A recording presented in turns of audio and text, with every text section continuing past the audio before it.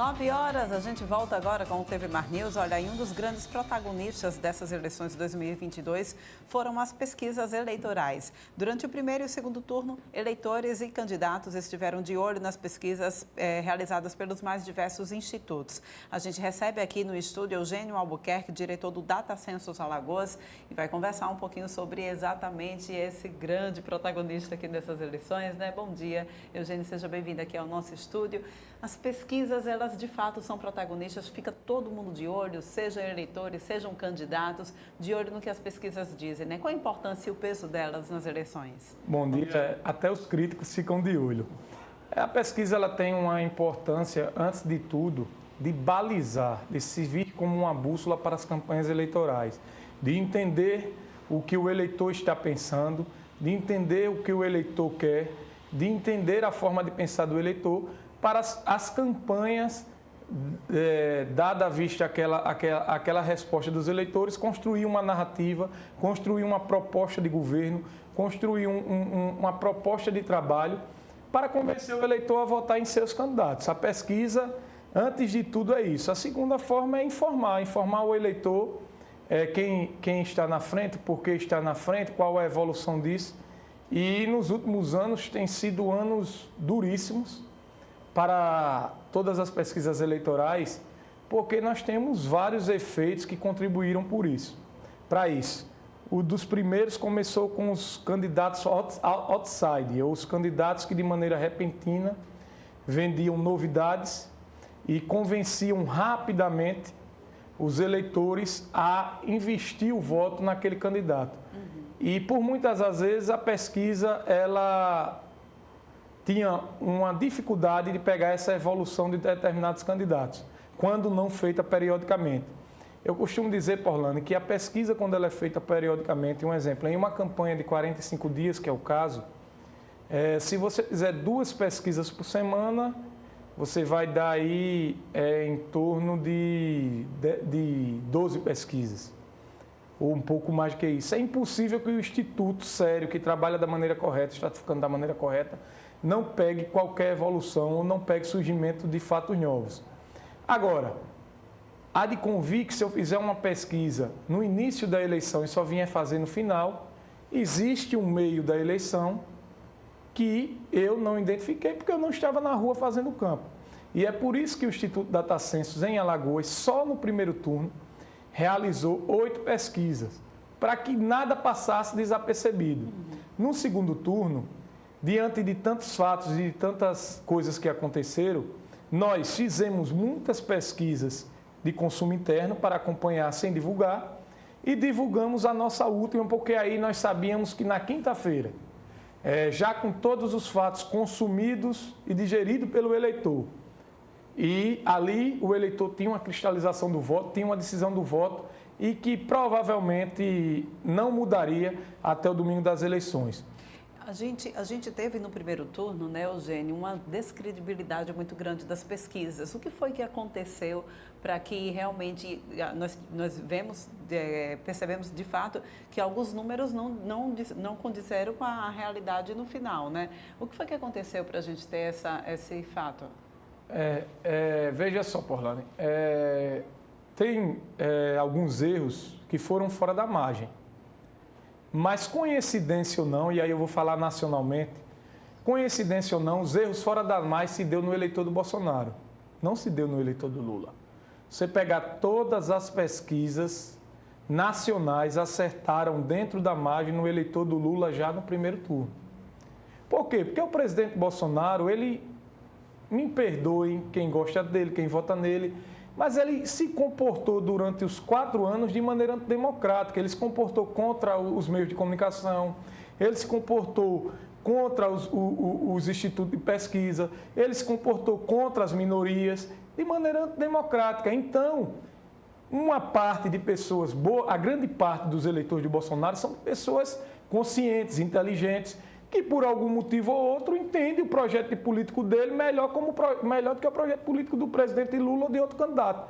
Mas existe uma parte, e essa parte se dá entre 7% a 10% do eleitor do Bolsonaro, que são os extremistas, os radicalistas. E esses compram as ideias muito de maneira ferrenha. E esses próprios, nós pegamos em estudos, respondiam uma pesquisa de forma até propositalmente para atribuir o erro ao Instituto de Pesquisa. Se tratando para a Nacional, quando eu vi os últimos números de IPEC e Datafolha, eu não tinha dúvida que o Lula venceria, por pouco, mas venceria. Porque eu sei o seguinte, ali tinha uma rejeição de mais de 50% de rejeição, de pessoas que diziam que não votavam no Bolsonaro de jeito nenhum, isso chegava a 50%. Então, ao meu ver, esse candidato era impossível vencer a eleição. E mais de 50% dizia que votava no Lula. Por mais que, nesse momento, agora num duelo contra dois, era impossível não pegar, porque só bastava que o Instituto agora acertasse o Lula. Ele não precisava mais acertar o Bolsonaro. Ele precisava acertar que o Lula iria vencer. Já aqui em Alagoas, nós finalizamos o nosso primeiro turno, nós dávamos o Paulo com 20 pontos na frente do Rodrigo Cunha e, modéstia à parte, cravamos a eleição. A gente dava 46-26 e foi o que deu no primeiro turno. E já no primeiro turno, nós dávamos uma diferença do Paulo para o Rodrigo de 11, quando você transformava em votos válidos, 14. E muita gente veio com 20 já, e eu nunca peguei isso, para deixar claro, eu sempre peguei 14. Vários fatos novos surgiram, nós fomos acompanhando e o Rodrigo se aproximou. E quando o Rodrigo se aproximou, e eu digo acompanhamento de maneira interna, de consumo interno, com pouco tempo depois, quando Paulo fez a defesa, criou a narrativa de defesa, voltou ao campo da disputa e disse, olha, não, tudo que você está me acusando é mentira, por isso. Contou a narrativa dele, ele voltou a se distanciar. E eu nas redes sociais, falei que isso é o famoso rabo de peixe. E o que é o rabo de peixe? O adversário, ele aproxima, mas ele não ultrapassa. Ele aproxima, dá o susto em quem está na frente, e quem está na frente, mesmo que gradativamente, mais lentamente, ele volta a se distanciar do outro candidato, e foi isso que aconteceu em Alagoas. Agora, a pesquisa, ela influencia ou não no voto do eleitor? A pesquisa não tem dados, não tem estudos que digam que isso influencia. Naturalmente, e aí eu vou voltar para a parte de descredibilização do Instituto, infelizmente, como no meio jornalístico existe bons jornalistas, existe maus jornalistas, no meio médico, bons médicos, maus médicos, no meio das pesquisas também existe bons institutos e institutos salafrários, institutos vigaristas que vendem resultado.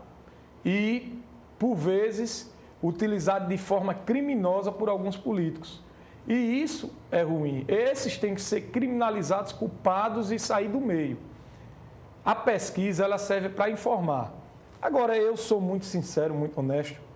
No segundo turno, eu não acredito, em uma eleição 1 a 1, eu não acredito que ela influencie no voto, de maneira alguma. É tanto que a expectativa de vitória nas perguntas do Paulo Dantas era imensamente maior a intenção de voto, ou seja, o cara entendia que o Paulo ia vencer a eleição, mas mesmo assim ele continuava votando no Rodrigo. Então, não vejo isso como influência. Agora, no primeiro turno, ela tem uma influência do voto útil. Exatamente, tem essa questão do voto útil, né, no primeiro turno. Eu queria que você pudesse explicar como que ele funciona. E o que é o voto útil? O voto útil, na verdade, não é uma mudança pela pesquisa. Na verdade, o voto útil é a primeira escolha do eleitor. Vamos dizer que nós temos o candidato A, B e C. E eu tenha mais possibilidade de votar no candidato C. Eu gosto mais do candidato C. Mas a minha primeira intenção é derrotar o candidato A. Para que o candidato C possa ir para um possível segundo turno. Não. A minha primeira intenção é derrotar o candidato A. A minha intenção de voto é derrotar o candidato A. A minha segunda intenção é votar no candidato C. Só que as pesquisas me mostram que só quem pode derrotar o candidato A é o candidato B. Aí eu migro o voto útil do C para o B na intenção de derrotar o A. Mas se a minha intenção não fosse derrotar o A, eu continuaria no candidato C, independente de pesquisa. Então aí é uma migração de voto útil, porque a sua intenção, a sua principal intenção, antes de tudo, é derrotar um candidato e não eleger alguém. Aí você escolhe alguém que tenha mais capacidade para derrotar aquele candidato. Isso é o chamado voto útil. E a pesquisa pode influenciar em um primeiro turno nisso. Não mais do que isso. Muito bem, vocês aí tiveram dias muito corridos, muito trabalho, precisaram de fato arregaçar as mangas para poder fazer a cobertura, né, dessas pesquisas. Eu queria que você explicasse como essas pesquisas são feitas, o que determina a quantidade de pessoas que vocês vão ouvir pelas ruas, se vocês de fato percorrem todo o estado, como é feita? Deixa eu explicar, veja bem. No primeiro turno, nós percorremos os 102 municípios. Por quê?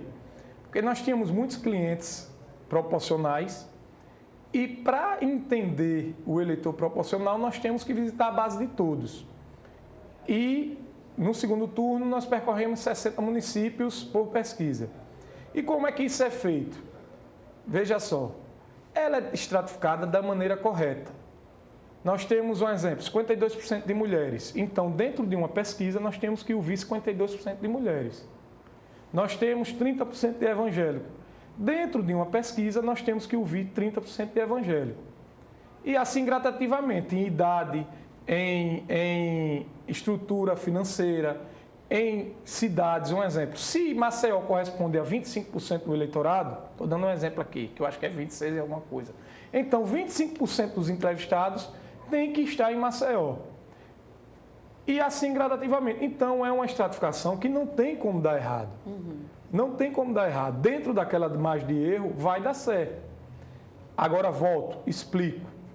Pesquisa em eleição, ela tem que ser contínua. Só é possível pegar evoluções, só é possível pegar fatos novos com pesquisas realizadas de forma contínua, semanalmente. Não pode cobrar de uma pesquisa que realizou há 40 dias atrás e depois de 40 dias outros, porque vários fatos podem ocorrer nesse meio e o próprio eleitor pode mudar de opinião. Agora, o Data Census, ele participou aí muito bem dessas eleições, fazendo essas pesquisas, mas não faz pesquisa apenas em cima de eleições também, né? Vocês trabalham com outro tipo de pesquisa também para empresas, por exemplo? Como é que funciona? Olha, algumas empresas, isso ainda é pouco em Alagoas, pedem pesquisa de mercado, que é para entender se determinada localidade é bom para abrir um comércio, não é? E nós vamos ali naquele bairro, naquela localidade e buscamos entender como pensam as pessoas daquela localidade, se interessa para aquele empresário, aquele bairro ou não, ou aquela cidade ou não. É as famosas pesquisas de mercado, pesquisas de classe, entender como as classes estão entendendo determinada administração de sindicatos e associações, entender o que a classe quer para a sua classe. Isso são pesquisas que a gente faz. Ainda é muito pouco em Alagoas, é bem da verdade. Alagoas vive muito de pesquisas eleitorais. O mercado é bem maior de pesquisas eleitorais, mas tem mudado. Entender a cabeça de como pensam as pessoas e não só o eleitor tem mudado e cada vez mais tem se profissionalizado. Isso em toda Alagoas, em todo o Brasil, porque não há mais espaço para amadorismo, não há mais espaço para o achismo, não há mais espaço para ouvir dizer.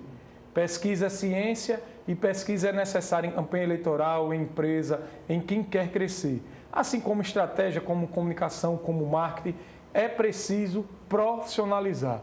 E quem se profissionaliza sai na frente e o resultado das eleições mostra isso. Pois é, e agora só para a gente encerrar, passado esse período eleitoral, vocês descansam um pouco agora? Como é que deve ficar daqui para frente? Olha, eu não só trabalho com pesquisa, trabalho com marketing e estratégia eleitoral e com análise de política. Então, eu passo um tempo aí descansando, mas já volto. Quem vive política vive todos os dias.